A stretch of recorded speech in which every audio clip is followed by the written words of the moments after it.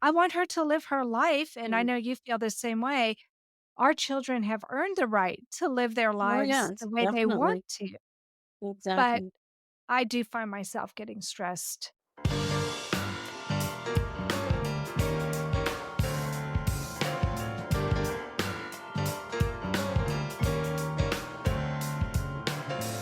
Welcome to Heart with Anna. I am Anna Jaworski and your host. I'm also a heart mom to an adult who was born with a single ventricle heart and is 29 years old. That is the reason I am the host of this podcast. With me today is my dear friend, Rita Scoggins. Rita is also a heart mom. We met online about 27 years ago. Rita wrote for my book, The Heart of a Mother, and her daughter wrote for The Heart of a Heart Warrior. Victoria was born in 1983 with tricuspid atresia. She had the Fontan in 1989. Victoria lives in Arizona, where she works for the VA hospital as a hospital administrator. And Rita, like me, lives in Texas.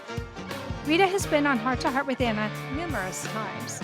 Most recently, Rita, Victoria, and Heidi, Rita's granddaughter, came on our program after discovering her granddaughter had a heart condition, and it wasn't diagnosed until she was a teenager.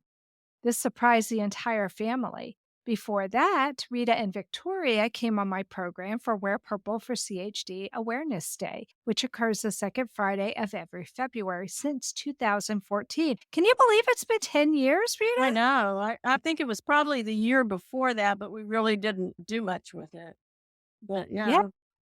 I'll have the links to those two episodes in the show notes.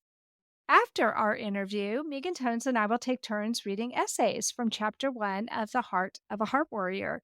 You can sign up to take part in a book study of Volume 1 on our website, babyheartspress.com. We'll be discussing the book Mondays from 5:30 p.m. to 6:30 p.m. USA Central Time. We'll discuss the book for the first 3 weeks, and the fourth week, we'll have a Jeopardy game where people can win prizes.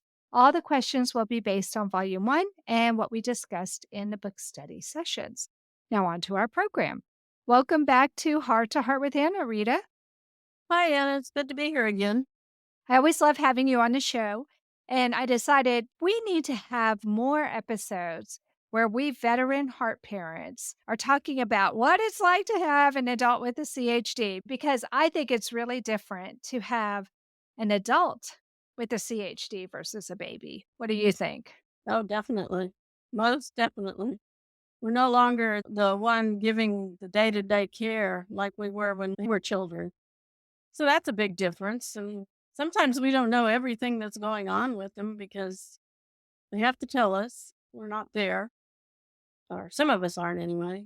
I'm a long ways away. So that's a big Yeah. difference. And of course, we worry about them all the time. Yes, I agree. So today we're really just going to focus on what it's like to be the parent of an adult with a CHD. I know we've talked a little bit about this in the past, but what do you think is the biggest difference between parenting a baby and parenting an adult? Well, the baby takes a whole lot of time. It's constant care. There's a lot of doctor visits, a lot of going to the hospital, a lot of things that as an adult, the adult CHD for the most part takes care of that stuff by themselves or for themselves. Yeah, I would agree with that too. Yeah.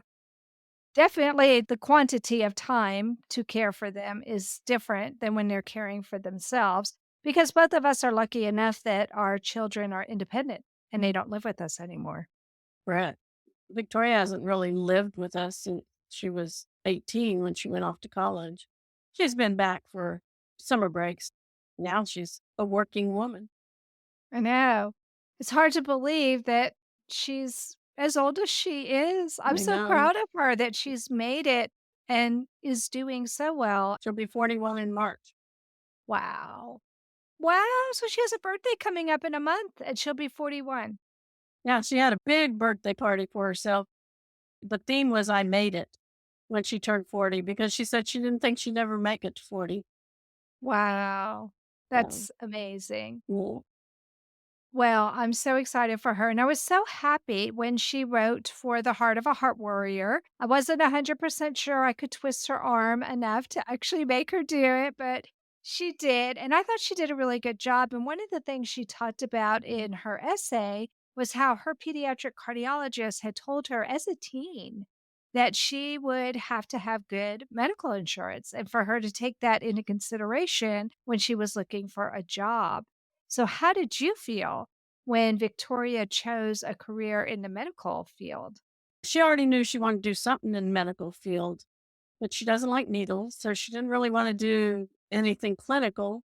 She had decided in undergrad that she wanted to go into the medical administration, hospital type administration. When she was in grad school, her professor had experience with the VA, Veterans Administration, and he guided her and encouraged her to seek that out as employment because he knew that she would always have good insurance through the government. Were you surprised she didn't choose to work for a children's hospital? Not really. That's what she really wanted to do, but she's very practical too. And hospitals have a lot of politics. They So do. you don't always know that your job is that secure. Where with the government, your job is pretty secure. This content is not intended to be a substitute for professional medical advice, diagnosis, or treatment. The opinions expressed in the podcast are not those of Hearts Unite the Globe, but of the hosts and guests, and are intended to spark discussion about issues pertaining to congenital heart disease or bereavement.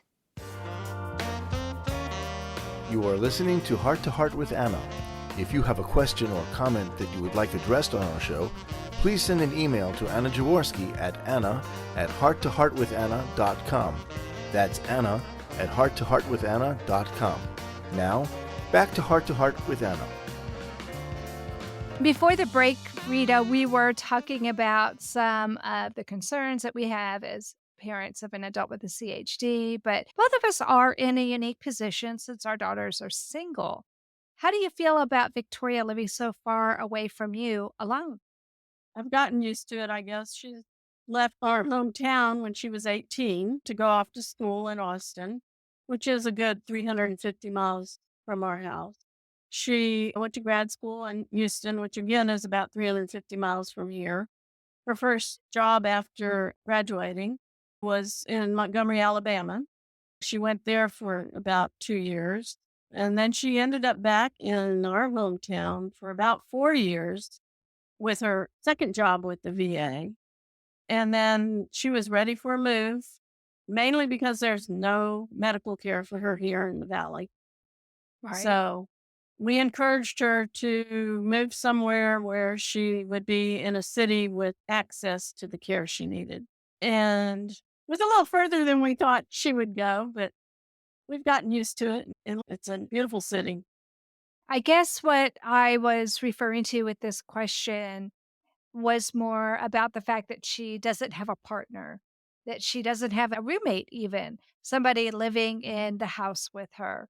Does it concern you that she's all by herself, or are you the kind of mom, like my mother and I were, that talk on the phone every day to each other? I call her every day, but she doesn't call me every day. So That was with me and my mom too. She called me every single day. when my mom was alive, either she called me or I called her every day. We touched base every day. But Victoria's not really like that. And she's busy. She works hard. And then by the time she gets home, she's tired and she has her own social life. But yes, I do worry about her being there alone. She's had to call the ambulance once at this place where she's living now because she was having an arrhythmia and had to be shocked back into rhythm. That's happened a couple of times since she's been in Phoenix. So, yeah, that's a little nerve wracking when you're so far away. Yeah, I think it's nerve-wracking even when you're in the same city. My heart warrior lives in the same city as I do, and it's not a big city. It's a small city. However, I don't talk to her every day. She is super busy. She has a lot of friends and a lot of social activities.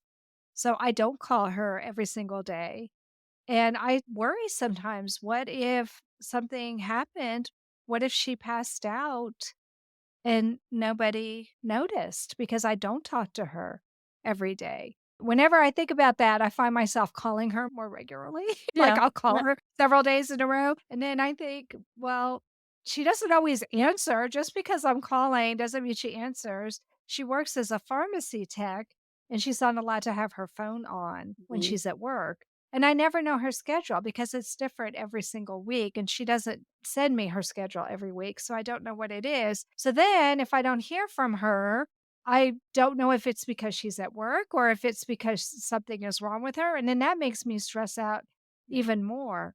So, I think that's one of the stressors though, don't you? Oh, Because oh, yes, definitely. I have a heart healthy son, and when I reach out to him and he doesn't call me, I know Ashley's there and Rowan is there, and he has plenty of people who are checking up on him every day and that he's probably fine. He's just too busy to talk to me. But I find myself worrying differently for Hope than I do for Joey. When I call Victoria, she usually will answer right away, and if she doesn't, she'll call me back soon. Now, if she doesn't call me back within a couple of hours, then I get a little stressed, I guess you call it, anxious.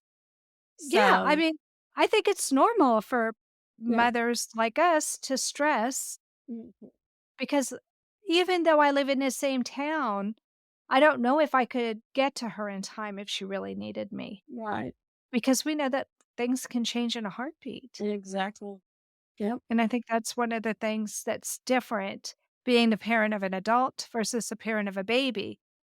Your baby is with you, or at least for us, I know from having talked to you before, we took care of our babies all the time. Mm. They were in our arms or in the next room at the furthest, so we had our eyes on them all the time.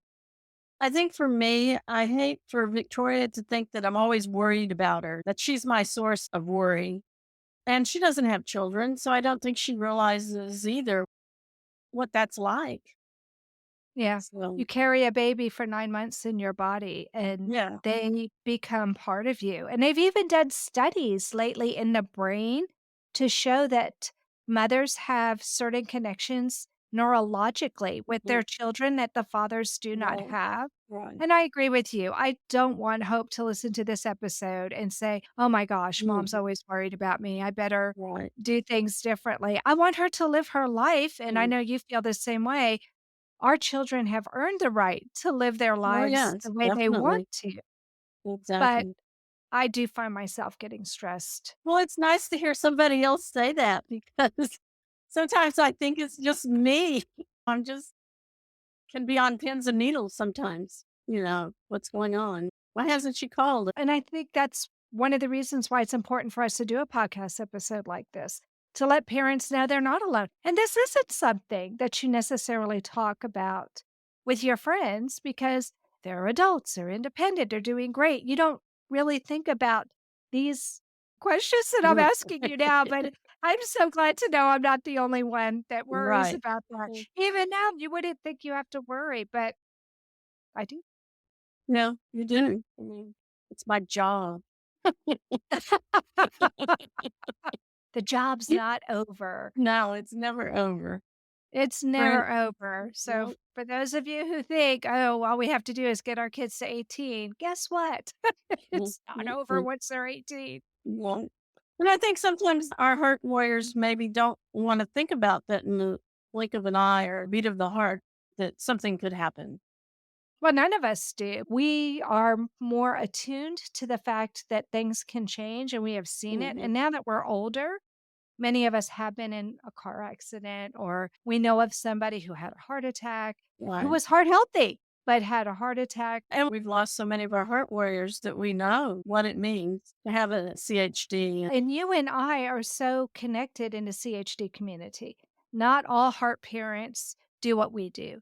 They're not Right. on Facebook, they're not Yeah. talking to all of these people, so maybe they don't know to the same degree that we Mhm. do, but we've seen our friends and our friends' children have arrhythmias, have strokes, have all different kinds of things. So in some ways, I feel like, Rita, we know too much, Sometimes, yeah, and yet I feel that knowledge is power. exactly. And that we do a good job of keeping ourselves aware of excellent opportunities that may present themselves for our kids. So, in the Mhm. event something does happen, we can say, "Hey, I just read about a study at CHOP," or "I just read about a Yeah. study at Mayo Clinic," or Right. something like that. And I think that's one of the reasons why I still find it so important to do the podcast and to keep up with everything that's going Mhm. on because it could benefit Victoria. It could benefit Hope or some of our other friends. Right. Yeah. You feel the same way? Yep. Definitely. Okay. One of the things that parents of our generation have been accused of is being helicopter parents. I think it's especially difficult for us as parents of a child with a CHD not to hover and not to feel more concern for our daughters than for our heart healthy sons. Do you think you were a helicopter parent with Victoria when she was young? I don't think I was a helicopter parent as much as some of the parents are today. It's quite obvious that she's very independent. So if I was a helicopter parent, it didn't stop her from doing what she wanted to do. I helicoptered her, maybe more, if that's a word, than the boys, than the other two. But she was the only girl and she was a baby and she had a complex heart defect. I felt like I was doing my job. That was what I was supposed to do. That's how I felt too. I think for us, especially in the age that we were raising our kids, you were raising Victoria mostly in the 80s. I was raising Hope in the 90s.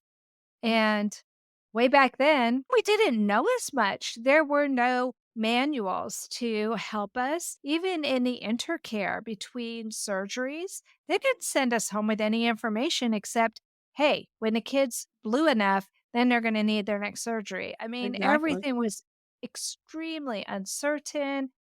I felt like they were really learning on our kids. Well, and Victoria's a good, what, 10, 12 years older than Hope? Yeah, over Mm, 10 years. yeah, Hope will be 30 this year. yeah. So about 11 years. At least at 10 years, the internet came about because Victoria was about 10, 12, maybe when the internet actually started, that we had access. And I found some heart parents. That was the first time I really talked to other parents. So, yeah, we came home with our babies with no manual, no help really. I was lucky that we had a very good pediatrician that kept a very good eye on her. And we also had a very good pediatric cardiologist in Brownsville, which is about 25 miles down the road. And he kept a very good eye on her. So those things helped. Like Victoria, we went from the first surgery to what now would be considered the third surgery without having a second Mhm. surgery. And Yeah. then Hope has had a Fontier revision. Has Victoria had a Fontier Yeah. revision? She has not. It's amazing. Next step is probably transplant. She gets to that point. Right now, she seems to be doing well. So, Yeah, she does seem to be doing well. I love it when she posts photos. She doesn't post photos that much, no, so that makes it really stand out to me when yeah. she posts a photo, but okay, so the last question I'm gonna ask is, do you ever worry that you might offer to help Victoria too much? Do you find it difficult to know when you're being a good parent and when maybe you're doing too much? Mm, not really. Because I feel like we walk a fine line, right? And I'm talking about between my heart healthy kid and my kid with a CHD. It doesn't Mhm. matter. What do you mean by helping them? For example, I remember when you flew to Arizona to help her pack up her house and move to her new house. Some people, especially people who don't have children, may feel like, oh, she could have packed herself up, or why did you have to be the one to do that? Well, she's not married. Right. See, you personally, know, I have so no who problem with else? that. I would do the Yeah, same thing. Exactly. exactly. Right. Yeah. Maybe even financially. I know that I have helped my kids at various times financially.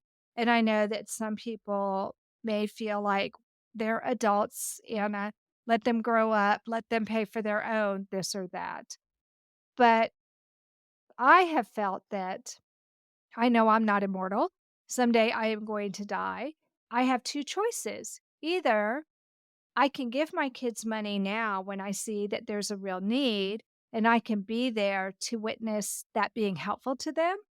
Or I can say, no, take care of it yourself. You're a grown up. You have to learn how to do this. And then when I die, they get more money.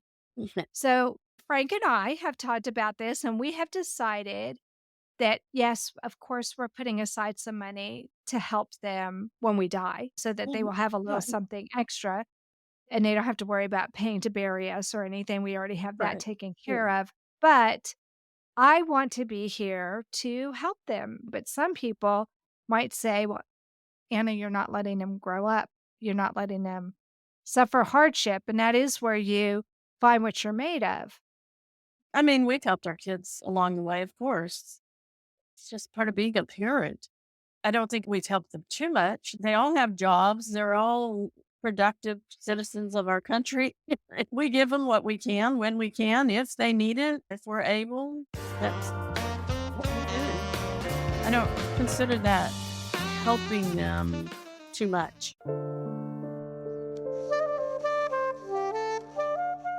Heart to Heart with Anna is a presentation of Hearts Unite the Globe and is part of the Hug Podcast Network. Hearts Unite the Globe is a non-profit organization devoted to providing resources to the congenital heart defect community to uplift, empower, and enrich the lives of our community members. If you would like access to free resources pertaining to the CHD community, please visit our website at www.congenitalheartdefects.com for information about CHD, the hospitals that treat children with CHD, summer camps for CHD survivors, and much, much more. Rita and I will continue the conversation next week. I'm happy to share with you that after Megan Tones heard me reading the beginning of the book last week, she has agreed to take turns reading the essays with me. This is awesome because you'll have a chance to hear Megan Tones with her beautiful Australian accent.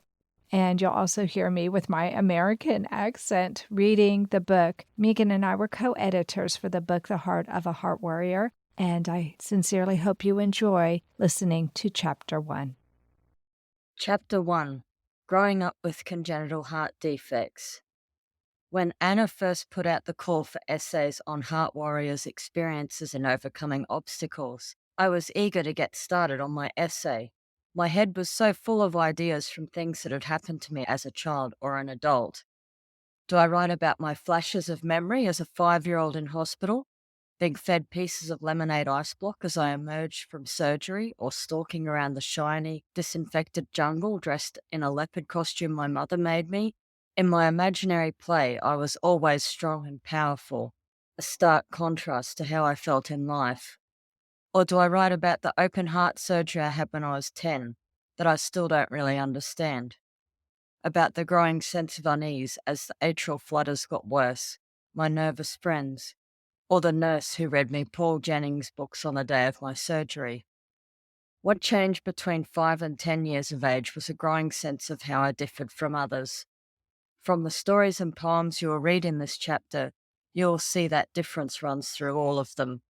Whether it is being self-conscious about a new scar as a teen, as in Laura Ryan's It Takes a Child, or facing stares and questions about a personal and traumatic health battle, as Dajah Scrivner describes in her poem, aptly titled, I Am Different.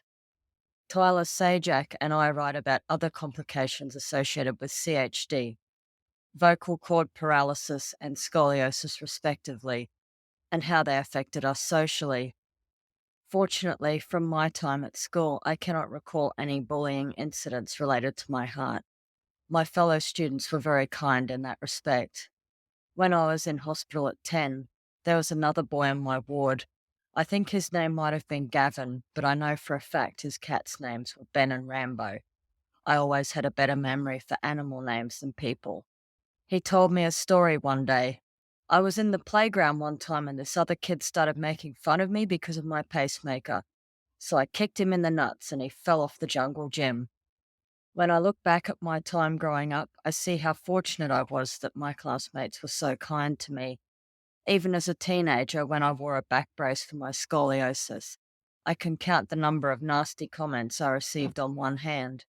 Unfortunately, Jenny Booster did not have the same experience, as she detailed the horrific bullying she endured for her heart condition in A Soul Unbroken. However, throughout these stories there is a sense of acceptance, resilience, and growth. This is especially clear in Michael McKelvey's poem. Our authors in this chapter range from their early 20s to their early 50s, yet there are common threads through them. I hope you enjoy the essays and poems about growing up with congenital heart defects. It Takes a Child by Laura Ryan. In May 1986, I had my second heart surgery. I was 16 years old and had a fresh zipper scar. Mum, can't we go somewhere else for our vacation this year? I asked my mother as she was packing her suitcase. Laura, you love Lancaster, she exclaimed. But Mum, we always go to the waterslides in Lancaster. It's time we did something different, I said. I don't know what's gotten into you, my mother said. This has always been your favourite place on earth. I did not want anyone to see my scar. Swimming without a shirt covering my bathing suit and my scar was out of the question. Why didn't my mother understand that? It was the first time in my life I was self-conscious about my body. I never had a zipper before. My first heart surgery was done when I was 6 weeks old. It was a closed heart surgery done through my side. By the age of 16, the scar was old and faded. Now I had a zipper scar running down the center of my chest. It was fresh, only 3 months old, and still red and bumpy. As we approached the slides, the smell of chlorine was in the air. People were applying sunscreen and a comfortable feeling of summer wafted over me, only to be quickly replaced by dread. There were new owners. New owners with new rules. No shirts allowed on the slides was printed in large red letters, and I felt my heart sink. Let's go, said my younger sister. I refused to go. I wanted to go, but there was no way I was going to take my shirt off. I watched Michelle dash to the slides, squealing with delight. I burst into tears. Why are you crying? Dad exclaimed. You love it here. I turned away. What's wrong with her? Dad asked Mum. Why didn't they understand? Couldn't they see this ugly red scar on my chest? Didn't they understand I didn't want people staring at me? Laura, you're being ridiculous, Dad said. He threw up his hands, shaking his head, and walked away from me. Mum quietly said, Laura, you are strong. Your scar is proof of how tough you are. You just don't understand, I sobbed and hid my face in my hands. Suddenly I heard a shout. Look, Mum, look, said a very excited little boy as another family entered the picnic area. 2 little boys about 5 and 7 years old were dragging their mum to a table near us. The older of the 2 started stripping off his clothes. Come on, Mum, he shouted. It's getting crowded. Let's go. The younger boy slowly walked over to the picnic bench and sat down. He started crying. Come on, the older boy cajoled. He tried to help his younger brother take off his shirt, but the little boy pulled away from him. Mum started talking to the little boy's mum. My son just had heart surgery, the other mum whispered. Mum nodded and said, I understand. What kind of heart defect does he have? The 2 mothers started talking a mile a minute. By this time, I had stopped crying and was staring at the little boy. He's too young to be self-conscious about his scar, I thought. Yes, my daughter has also had open heart surgery, Mum was telling the other mother. The boy stopped crying and stared at me. I made a funny face at him. I crossed my eyes. Oh yes, it was the longest day of my life, said one mother.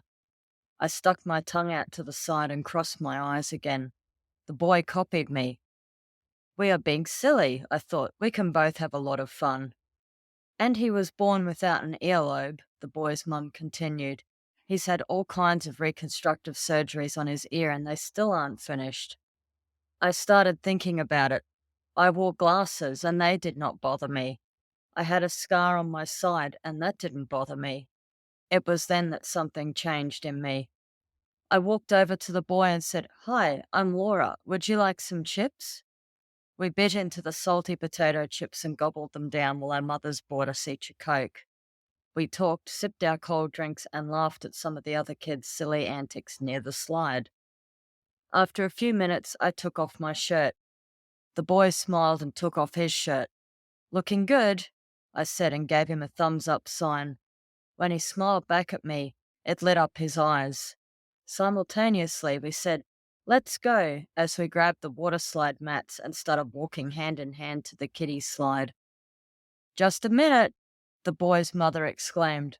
"Laura, you'll burn to a crisp," Mum admonished as she tossed me a tube of sunscreen. We spent the rest of the afternoon going up and down the Jack and Jill kiddie slide. We got water up our noses and had to go back to get more sunscreen before the day was done. Chlorine burned our eyes, but we didn't care. Thanks to a young boy, I started enjoying myself and got over being self-conscious about my zipper. All I had to do was look beyond myself to see the situation more clearly. Sometimes it takes a child. Laura Ryan was born April 9, 1970 in Brooklyn, New York, and raised in Queens, New York. She was born a blue baby with a single left ventricle and congenitally corrected transposition of the great vessels. Laura has 2 biological sons and has been married since 1995. She loves all animals and has cats, dogs, turtles, and frogs. A little known fact, Laura collects salt and pepper shakers. A Soul Unbroken by Jenny Busta. As the door closed, I walked to the corner of the bathroom and slumped into a fetal position. With my arms wrapped around my knees, I bowed my head, closed my eyes, and felt the tears slide down my cheeks. "God," I whispered, "please take my life. I don't want to live anymore." I had just been washing my hands in the bathroom when I heard the school's fire alarm bell ringing. Some girls started taunting me, saying, "Why don't you just stay here and let the building burn and fall on you, Jenny? You're going to die young anyway." It was 1991, but those voices still haunt me to this day. At the beginning of each school year, starting in preschool, my mother was invited to present a fun and educational lesson about the differences between my heart and a normal heart. Mom unrolled 2 big posters, one with a normal heart and the other with a hypoplastic left heart syndrome heart. Passing out stethoscopes to my peers, Mom said, "Here, let's listen to each other's hearts." While my classmates took turns listening to each other's hearts, Mom continued, "Jenny has a special heart. Doctors had to do surgery, and she has a special machine in her tummy that helps her heart beat better." As if on cue, I would then lift my shirt, showing my scar. Mom would then hold up an X-ray, showing my chest and my pacemaker in my stomach. "Sometimes Jenny gets tired, but she could still run and play with you." While most of the kids learned from Mom's presentation, some classmates were unkind. In 1989, in preschool, sometime after Mom's presentation, a little boy punched me in the stomach because he thought it would be cool to see my insides spill out. The next year, I was walking outside before lunch, and a little boy ran up to me. I stopped walking to look at him. "I'm going to bring a gun to school tomorrow," he said. Stunned, I started crying. "If you tell your family, I'll go to your house and shoot them too." For 2 decades, I had recurring nightmares where this same kid, as a grown-up, would come to our house and kill my family members as I hid behind the couch. When the shooting was over, I would see them lying dead on the floor with a bullet through their heads. A common occurrence happened when I walked around the schoolyard during physical education, as I was unable to run laps for very long. My schoolmates then would run up behind me to shove me to the ground. While laughing at me and running off, they yelled, "You can't be our friend, Jenny, since you can't run as fast as we can." Even in my lowest places, I knew God was with me throughout it all. My scar was nothing to be ashamed of, but rather something of beauty. It was God that knitted my heart. Psalms 139:13-14, exactly as He wanted it, and He never makes mistakes. My bullying experiences continue to make me a compassionate counselor for others living with CHD.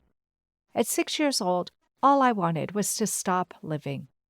Little did I know that 3 years later, I would be at a heart camp on an island surrounded by kids who were just like me. They had scars on their chests, medicines to take, and the understanding of what it's like to think that every day could be their last. If God took me home when I was 6 years old, I never would have known what it was like to grow up with people who understood what it's like to live every day with a heart defect, like the people I met at Camp del Corazon. I wish I could say that being bullied is all in the past, but I am now a woman in my mid-30s. I feel I am expected to have a college degree, a successful career, or raise a family. However, because of the limitations of my condition, I have had to determine what my life goals are. Some people have been very critical regarding what they think I should do with my life without considering the limitations of my heart defect. This has taught me that seeking the approval of others is like chasing after the wind. Ecclesiastes 2:11. It is futile. If God had taken me home when I asked him to, I never would have met Nick Busta. Nick came along when I least expected it. I caught his attention with a Bible verse, Philippians 4:13. I can do all things through him who gives me strength. We were 14 years old when we met online in random AOL chat room number 25. My profile said I was born with half a heart, HLHS. Nick said, "Oh, that's really sweet. You're waiting for your other half." Nick soon learned the truth about my heart defect. Nick and I were practically inseparable, even though we lived 300 miles apart for the first 4 years of our relationship. We talked nightly for hours on the phone with calling cards. We emailed love letters to each other. Then it was finally time to meet in person. "Mom, I fell in love with a boy online, and I want to meet him. Will you please take me to meet him?" God gave me Nick to help mend my emotional scars from being bullied. Nick believes I am beautiful, regardless of what my classmates used to say. My husband Nick is my rock, support, and cheerleader who keeps me thriving. On July 14th, 2007, I married my other half and best friend. God has not only blessed me with the most amazing husband I could ever hope or ask for, He has also blessed me with an incredibly loving and Christian family. They have all been there to encourage and strengthen me in my faith. Whenever the memories of my being bullied are brought to mind, I am reminded of my favorite Bible passage, James chapter 1, verses 2 through 4, which reads, "Consider it all joy, my brethren, when you encounter various trials, knowing that the testing of your faith produces endurance, and let endurance have its perfect result, so that you may be perfect and complete, lacking in nothing." New American Standard Bible, 1995. This is God's promise to me that no matter what I was going through, He used my pain to help me grow in endurance and strength. I know that whatever trial I face, I am assured that God has His purpose for me in mind. He has shown me that His plan and purpose was much bigger than that which I was able to comprehend at 6 years of age. I hope that one day, when I finally meet my Creator, I will be completely healed of my emotional scars and that God will make my heart whole. Jenny Busta was born on June 25, 1985 at UCLA Medical Center with hypoplastic left heart syndrome, HLHS, or an underdeveloped left side of her heart. In essence, she was born with only half of a working heart. She grew up in Camarillo, California, with her close-knit family. She became involved in the CHD community at a young age and attended Camp del Corazon, a camp for children with congenital heart disease, for 9 years. In the summer of 2007, she married her sweet husband, Nick, and is now a happy housewife who still advocates in the CHD community.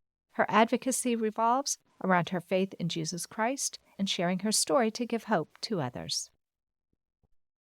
Picasso by Megan Tones.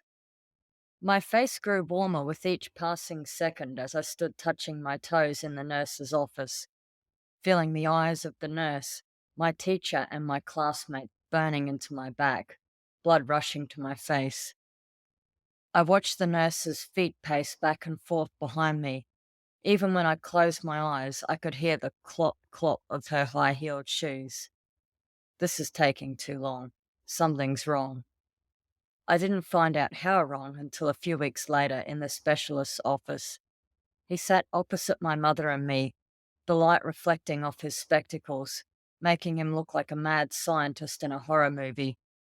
How could I have scoliosis and not know, with all the chest x-rays I've had?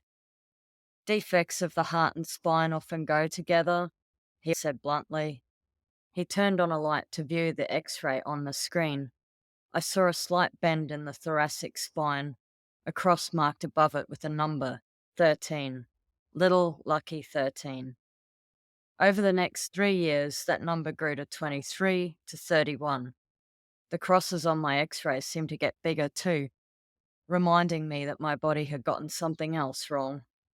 Megan, do you know any other girls at school with a brace? The specialist looked at me with his shiny, shiny eyes. What kind of question is that? I paused as my mind did the gymnastics to find an answer that would avoid me getting a brace.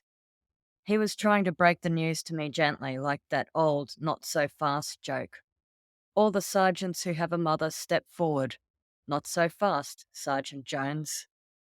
We drove home from the appointment in silence, with me hypnotized by the white dotted line in the center of the road, an endless straight vertebrae.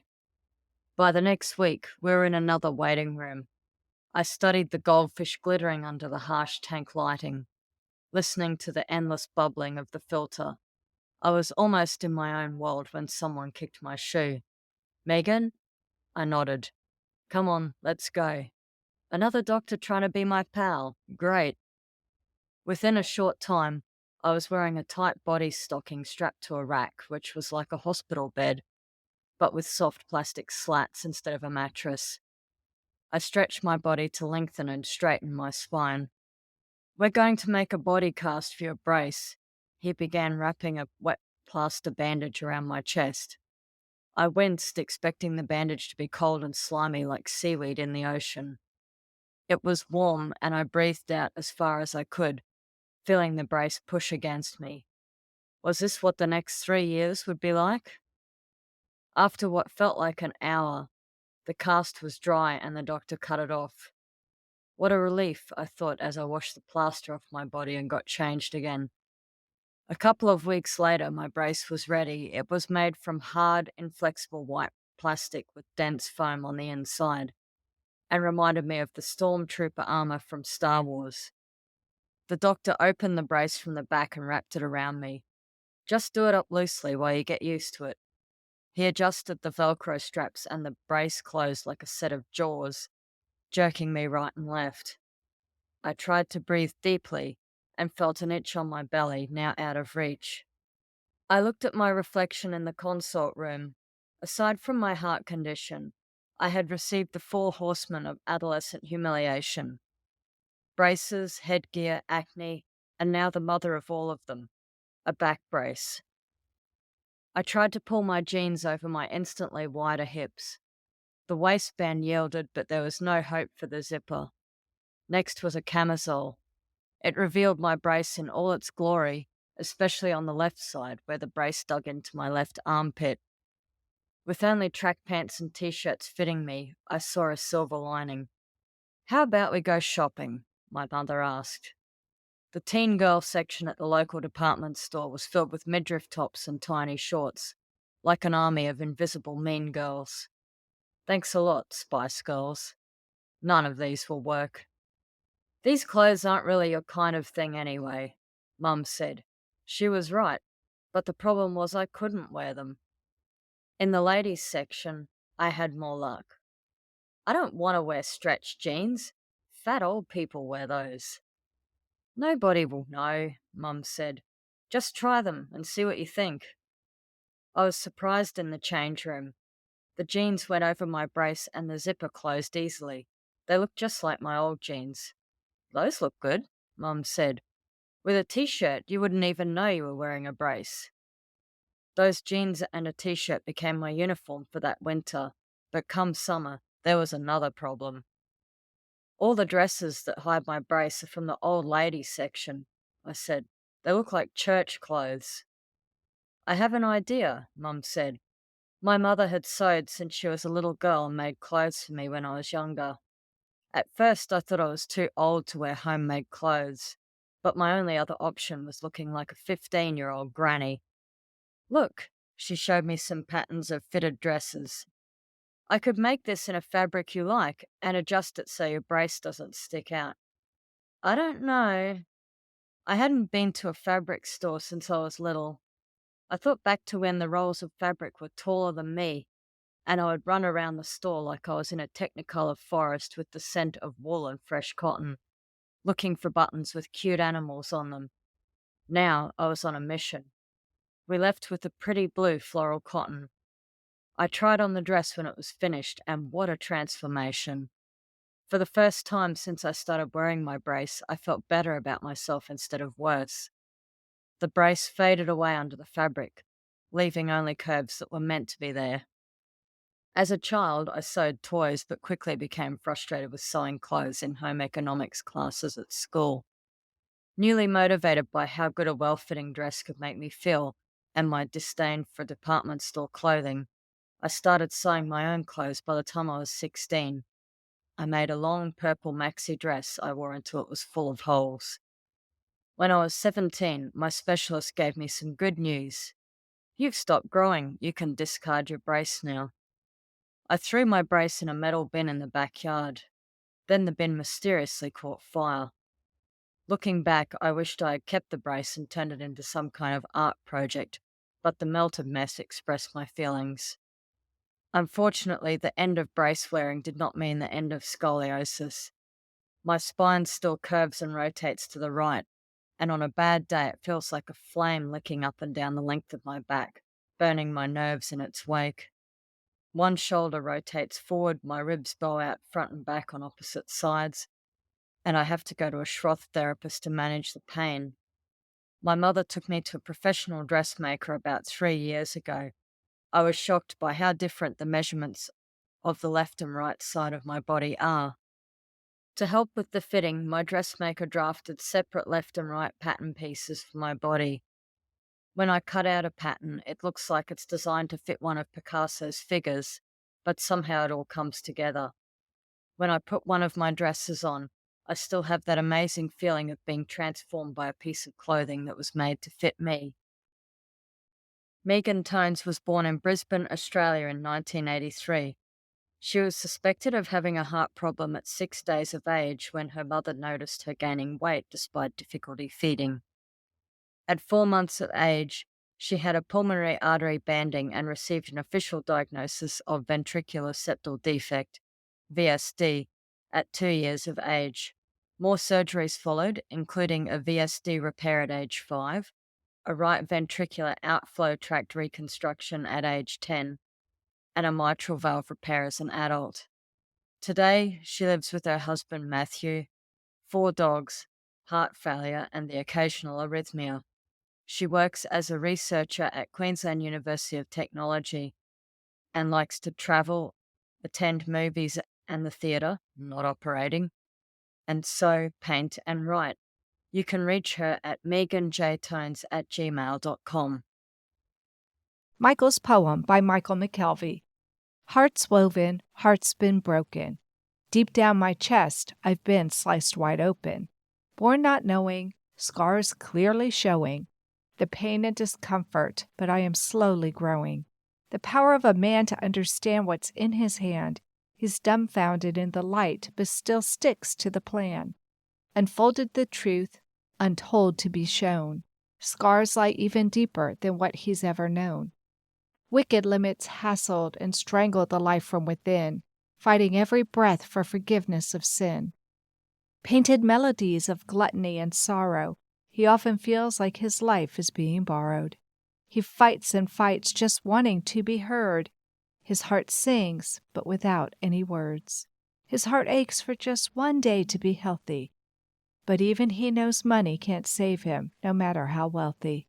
That's why he remains smiling and as happy as can be, even though his scars will never leave. Editor's note: this poem was initially published on the Mended Little Hearts website. We thank them for permission to reprint it here. Michael McKelvey was born on January 15, 1992 in Sharon, Pennsylvania, with double outlet right ventricle, DORV, ventricular septal defect, VSD, and total anomalous pulmonary venous return, TAPVR. He has had 4 open heart surgeries. He loves basketball and is a huge Kobe Bryant fan. Michael believes that if we are kind to one another, we can help change the world. I Am Different by Dajah Scrivner. I was only 2 years old on December 13, 2004. Sirens blasted as I laid on the floor. Paramedics bring me back following a cardiac arrest, to be forever marked as different. Looking at my scar in the mirror, I knew I was different. People staring at me and asking, "What happened?" I just stare at them and start to cry, because I am different. Asking my gym teacher, "Can I sit out? I might pass out." Or just taking medication every day from a young age. Going to doctor appointments just to see if everything is okay. Because I am different. Every year on December 13th, I cry and people don't know why. Not every kid can tell what happened to them on a specific day. Sometimes I wonder why I am different. Dajah Scrivner was born on July 6, 2002, with double outlet right ventricle, DORV. Her hometown is Clarksville, Tennessee. Dajah loves to work out, and she has an 8-year-old Rottweiler named Ruby after her birthstone. Voiceless by Tyler Sajak. Growing up without a voice is an incredibly difficult thing to do. It forces you to figure out ways to cope with other people that most others never have to think about. From constantly being asked to repeat yourself to only speaking up when you think it's necessary, it gives you the incredible opportunity to become a superb listener. That was my life for my first 14 years on Earth. Although I was always involved in playing sports as a kid, the shortness of breath and lack of verbal communication made things tough, especially as I grew and the fields that I played on got larger. This became especially pronounced when I started playing high school baseball the summer after 8th grade. In Little League and rec leagues, I grew up playing shortstop or pitcher in most baseball games I played. But when I got to the first practice for freshman baseball team, I quickly realized there were much better athletes that also played shortstop and pitched. I also realized that we didn't have anyone who wanted to play catcher. My path of least resistance to playing every game was to sit behind a plate. I have always loved the strategy of baseball, and playing catcher is just like a second coach on the field, calling pitches, giving signals to the rest of the team, and calling out where the throw should go, since I'm the one who has the best view of the whole field. Despite having never played catcher before in my life, I quickly fell in love with the position. During one of our practices, my coach was hitting ground balls and fly balls to the rest of the fielders, and I was attempting to call out where the throws had to go and if they should be cut off by the infielders. I was trying my hardest to get my voice out to them, but the fielders were struggling to hear what I was saying.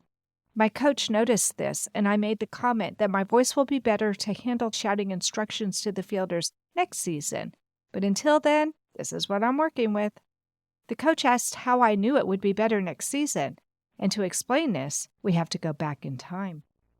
The previous fall, my father, brothers, our foreign exchange student, and I were out in our yard playing football. The ball ended up on the ground, and we all went to pick it up. We ended up in a pile on the ground.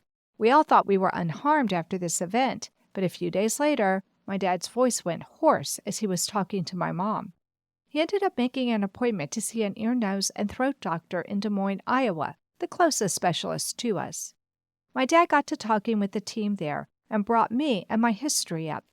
My parents were told that I could have the nerves that attaches to my vocal cords fixed, but it would require a rather invasive surgery, and it would leave me with a large scar across my throat.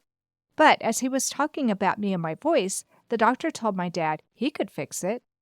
My dad asked how he would do it. The doctor replied that it would be a laparoscopic procedure. The doctor would go in through my left armpit area with 3 small rods, 1 with a camera and 2 with the tools, and take a nerve from my throat that was used for swallowing and attach it to my vocal cord, inject some collagen into my vocal cord since it was weak because it hadn't been moved in 13 years, and I would have a voice when I woke up from surgery. We were all confused why we hadn't heard about this procedure before, since this is a common issue among congenital heart defect patients. The doctor told us he had just started doing it this way.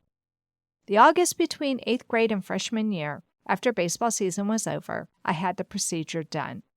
I woke up and everyone was able to hear me for the first time in my life. My parents were in tears when they heard. I called my maternal grandparents on our way home from the hospital, and they were in tears as we talked. A few weeks before I had my surgery, my paternal grandfather had a stroke. He wasn't able to communicate very well because he lost most of his motor function after the stroke. When we got back home after my surgery, my uncle went to the hospital to visit my grandpa, and he called me up, knowing that I had my surgery and that one of my grandpa's biggest frustrations was his difficulty hearing me. My uncle put me on speakerphone and brought the phone close to my grandpa, and I just talked to him. For the first time in my life, my grandpa could hear me without all the barriers that we had previously. Tears streamed down his face. That was the last conversation that I had with my grandpa, as he would pass away about a week later. I don't remember what I said in that conversation, but I will never forget that feeling that I had and all the barriers falling just like that. When I walked into school a few weeks later, all my friends at school were happy to hear me, and my baseball coach, who was also the history teacher, told me he was looking forward to hearing my thoughts in class and being able to call out instructions to my teammates on the diamond next season. Even almost 15 years later, I still struggle with some effects of not having a voice for the first 14 years of my life. Sometimes I talk too fast. I still listen before I speak most of the time. I don't always enunciate clearly enough for people, but gaining a voice has opened up doors I never thought would open. I was able to be on the radio during high school. I participated in healthy and unhealthy debates in school. I was able to give speeches in class without worrying if the teacher sitting in the back of the room would be able to hear me. Despite all the drawbacks that I had growing up, I don't know what I would do now if I didn't have a great family, friends, and the ability to speak for myself. Tyler Sajak is a 29-year-old with hypoplastic left heart syndrome. He holds a bachelor's degree in political science and currently works for the University of Pittsburgh. Tyler enjoys watching and playing sports, often going to Pittsburgh Pirates games and playing in local slow-pitch softball leagues. He can also be found watching movies and television shows in his spare time. I hope you enjoyed listening to Chapter 1 of The Heart of a Heart Warrior. I would like to thank my co-editor, Megan Tones, for reading this chapter with me. And of course, I'd like to thank all of the wonderful authors who contributed to the book. I hope you'll join us in our book study. You can learn more about it on our website, babyheartspress.com. And I also formed a Facebook group that you can join. We are limiting the book study to only 12 people. So if you're interested in starting with us next week, don't delay signing up. I hope to see you soon. And until next week, my friends, remember you are not alone. Thank you again for joining us this week. We hope you have become inspired and empowered to become an advocate for the congenital heart community. Heart to Heart with Anna with your host, Anna Jaworski, can be heard at any time wherever you get your podcasts. A new episode is released every Tuesday from noon Eastern Time.